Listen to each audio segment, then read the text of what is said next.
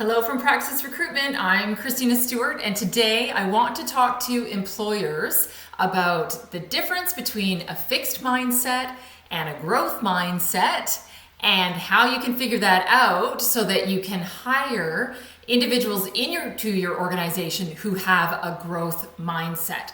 This is something that's incredibly important. It's really difficult to train someone in this sort of mentality.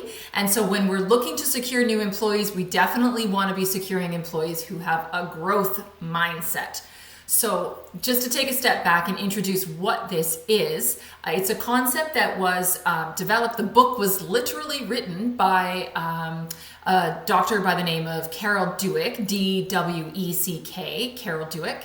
And she talks about the difference between a fixed mindset and a growth mindset. And so in a fixed mindset, when challenges arise, what we see is those individuals with a fixed mindset will avoid the challenges. But for those with a growth mindset, when challenges arise, they see them as opportunities, they see them as something exciting, as an opportunity to learn something new. Also with fixed mindsets, when there's effort required, generally speaking, they kind of avoid the effort and will take the easy path out. Whereas when there's effort required with somebody who has a growth mindset, they'll roll up their sleeves and they see it as something juicy and exciting and the opportunity to learn something new.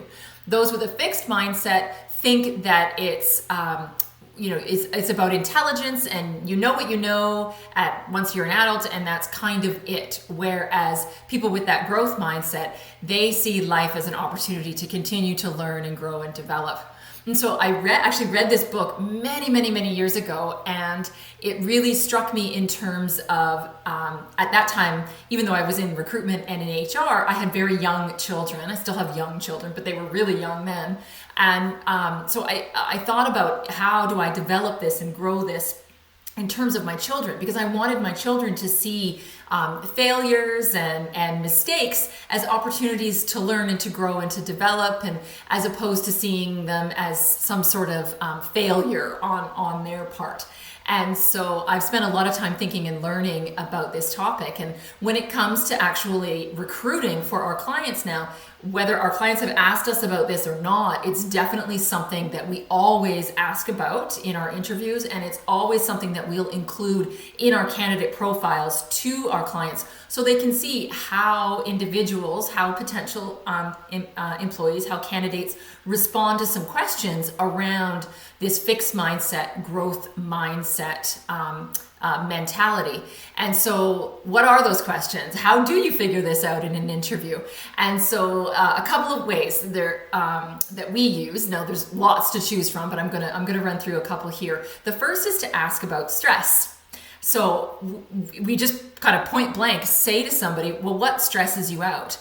And what I want to see from that answer is I'll see whether it's the little stuff or the big stuff, right? Is it, do they sweat the small stuff? Does that kind of get them in a tizzy? If something is a challenge, is it a really big challenge, even though it's maybe not? Or is it truly the big stuff that tends to stress them out? Those magnificent catastrophes or those mishaps within their own industry or within their own silo of a business. And so it's sort of gauging their response on what stresses you out.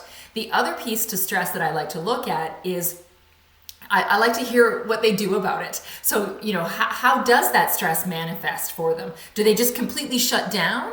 Or do they say, okay, I just need a minute, let me get my thoughts together? Or perhaps they go for a walk, or perhaps they actually put strategies in place to minimize their stress in advance, such as, mindfulness or yoga or exercise or planning ahead or those sorts of things. Do they have strategies in place to deal with stress well in advance, and how does it manifest? So having a really good conversation around stress is a really great way to get a snippet into somebody's kind of psyche in terms of whether they have a fixed mindset and see everything as challenge and effort, or a growth mindset where they see things as opportunities. So that's one way, is to ask about stress. Another way is to ask about mistakes. So I will ask, how do you deal with mistakes? How do you deal with your mistakes? How do you deal with the mistakes that somebody on your team has made? What's the deal with mistakes for you?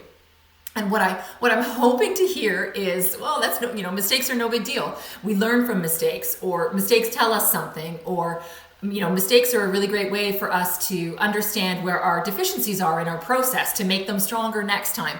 Any of those sorts of answers are going to tell me that somebody has a growth mindset. And truly, mistakes really are not failures. It's a huge, huge, important discovery in terms of our own learning is to realize this. So certainly, that's the kind of employee that you want to bring on board, not someone who sees mistakes as, oh, we really screwed up and this happened and that happened, and I hope it never happens again, but it was terrible and it was awful and it was embarrassing, and I couldn't take the criticism on it, and so forth, right? And what you want to hear is that people kind of look forward to hearing about those mistakes. They want to know when they've made an error so that they can be stronger and better next time. So if you haven't looked into this fixed mindset versus growth mindset, do some Googling. It's really interesting to see. And of course, it's always an opportunity for ourselves to learn and grow and think about, well, how do I myself deal with challenges and stress and when effort comes my way? And am I asking for feedback, or do I shy away from that and see it as criticism, or do I see it as an opportunity to learn and grow and be better? So anyhow, those are my thoughts today on that growth mindset versus fixed mindset. Please sign up. My link is below for our newsletter. So sign up for our newsletter or subscribe to the YouTube channel. Thank you so much for listening. It's great to see you, spend some time with you again. Thank you so much. Take care. Bye.